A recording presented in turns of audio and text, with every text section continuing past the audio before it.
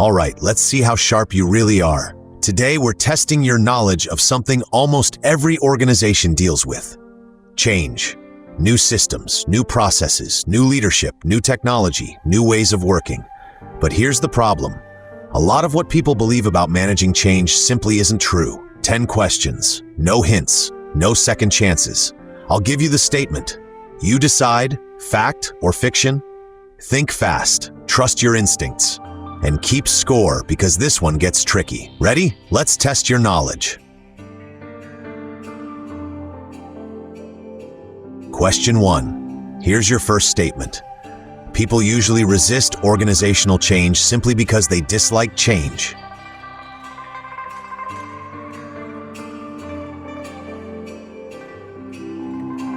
The answer is fiction.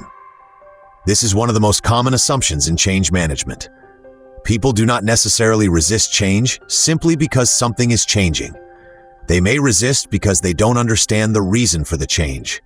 They may worry about losing status, influence, job security, familiar routines, competence, or control. Some employees may even support the objective of a change while strongly disagreeing with how it is being implemented. That distinction matters. If management automatically labels every concern as resistance to change, legitimate problems can easily be ignored. Sometimes resistance is actually useful information. It can reveal poor communication, unrealistic timelines, operational risks, insufficient training, or problems leadership simply hasn't considered. Good change management therefore asks a better question. Not, why are people resisting? But, what is causing the resistance?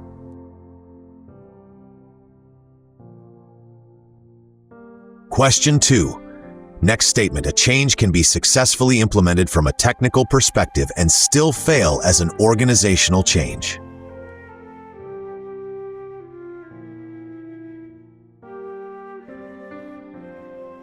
The answer is fact. A system can launch successfully.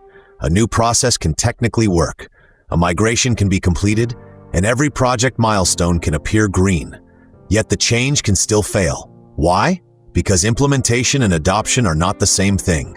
Imagine a company introduces a powerful new service management platform. The software works perfectly, but employees continue keeping information in spreadsheets because they find the old process easier. Technically, the implementation succeeded. Operationally, the transformation failed. Successful change requires people to understand, accept, adopt, and consistently use the new way of working.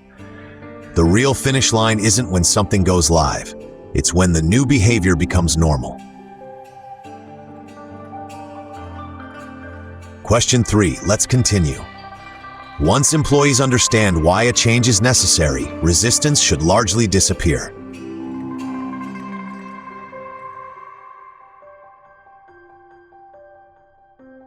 The answer is fiction. Understanding the reason for a change certainly helps. But understanding does not automatically create acceptance. An employee might completely understand why automation is being introduced, while still worrying that automation could eventually affect their role. A service team might understand why a new workflow is necessary, while believing the workflow will make their daily work slower. And a manager might understand the strategic objective, while worrying about losing authority under the new operating model. Successful change therefore requires more than explaining why. Organizations also need to address impact. What changes for me? What am I expected to do differently?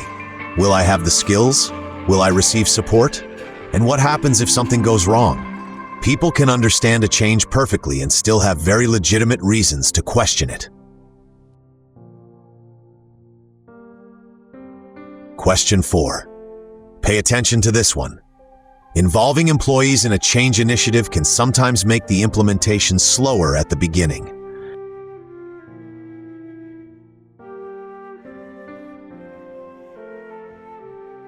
The answer is fact. This sounds like a weakness, but it can actually become a major advantage.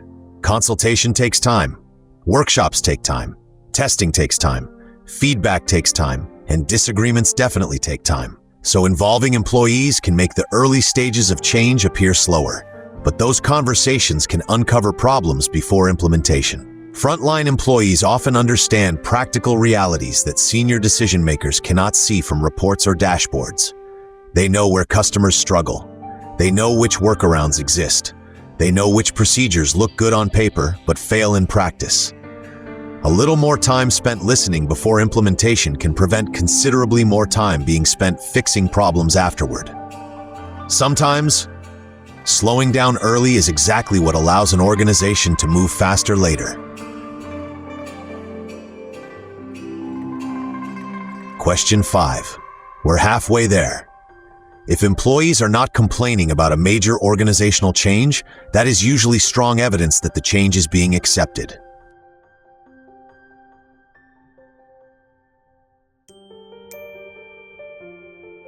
The answer is fiction.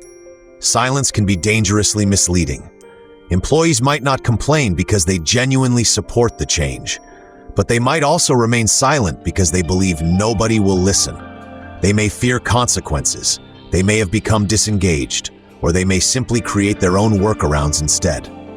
That means leadership can see a quiet organization, while underneath the surface, adoption is failing. This is why change managers need more than sentiment. They need evidence. Are people actually using the new process? Are old systems still being used? Are employees bypassing procedures? Are service levels improving? Are errors increasing? What are customers experiencing? In change management, silence does not automatically mean acceptance. Sometimes it means the organization simply stopped hearing the problem.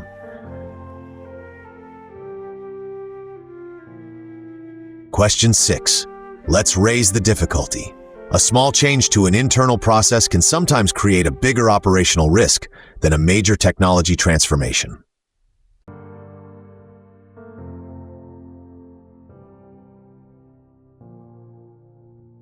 The answer is fact. The size of a change does not necessarily determine its risk. A huge technology transformation usually attracts attention. It receives governance, testing, budgets, training, project teams, and executive oversight. But what about a seemingly tiny process change? Perhaps one approval step is removed, a responsibility moves from one department to another, a spreadsheet field changes, or one manual verification disappears. These changes can appear insignificant. But if that small step was actually an important control, the consequences can be substantial. This is especially important in service environments where many processes are interconnected. One tiny change can affect downstream teams, customers, reporting, compliance, billing, security, or service quality. Never measure change risk purely by the apparent size of the project. Sometimes the smallest changes hide the biggest dependencies. Question 7. This one catches people off guard. Employees who have worked with an old process for many years can sometimes be among the most valuable people for designing its replacement.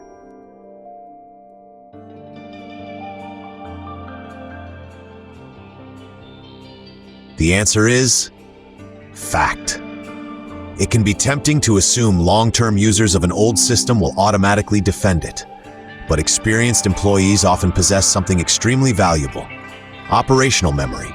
They know why certain procedures exist. They remember previous failures. They understand exceptions. They know which customers require special handling, and they often know the unofficial workarounds that keep operations functioning. This knowledge becomes especially important when organizations redesign services or automate processes. If you replace a process without understanding why its strange little exceptions exist, you may accidentally remove something important. Experienced employees should not automatically control the new design, but excluding them can mean throwing away years of institutional knowledge. Sometimes the person most associated with the old way of working can help you build a much better new one. Question 8. Stay focused. Training employees before a new system goes live can sometimes be less effective than providing some training after launch.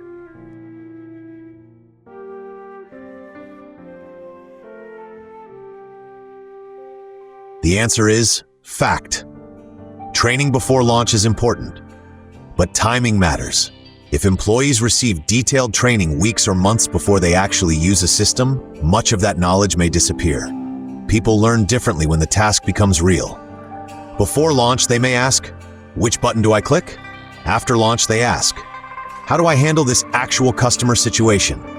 That second question is often far more valuable. Effective change programs therefore frequently combine different stages of learning: preparation before launch, practical support during implementation, and reinforcement afterward. That might include short tutorials, knowledge articles, coaching, office hours, FAQs, peer support, and refresher sessions. Training should not be treated as a single event. It should follow the employee through the change. Question 9. Almost there. Returning temporarily to an old process after launching a new one always means the change initiative has failed.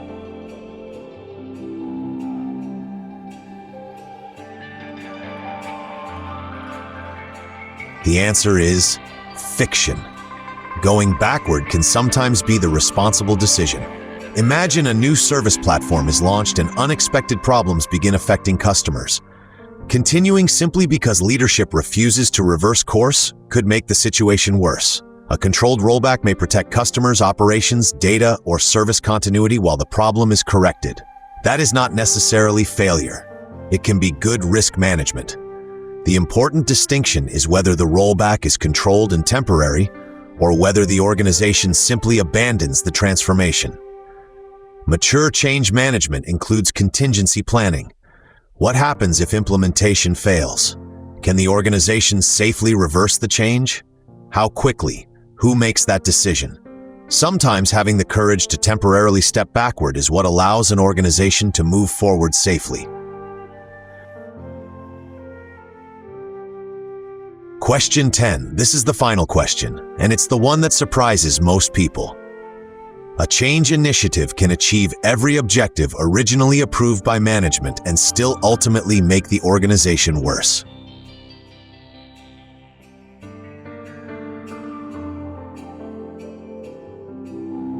The answer is fact.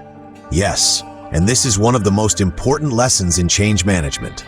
A project can deliver exactly what it was asked to deliver and still produce the wrong outcome.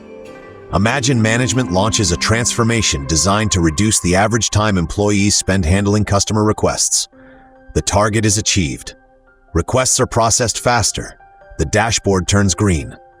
Management celebrates, but then something else happens. Customers need to contact the organization more frequently because problems are not being fully resolved. Complaints increase. Employees feel pressured to close cases quickly, and overall customer satisfaction falls.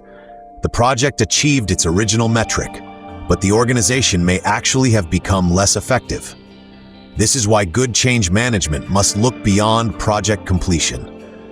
Organizations need to ask, what changed? What improved? What became worse? Did employees adopt it? Did customers benefit? Did risk increase somewhere else? And did the change actually produce the business outcome we wanted? Change should never be judged only by whether the organization delivered what it planned. It should ultimately be judged by whether the organization became better because of it.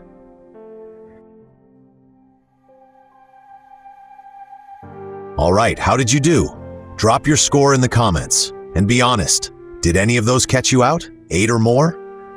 You clearly understand that successful change is about much more than launching new technology or announcing a new process. 10 out of 10? You might know change management better than some organizations actually practicing it. Less than 8? Now you know what others don't. Because successful change isn't simply about changing something. It's about making sure the change actually works. Hit like, subscribe to Servicingpedia, and come back for the next Fact or Fiction challenge. Because knowing more is how you stay ahead.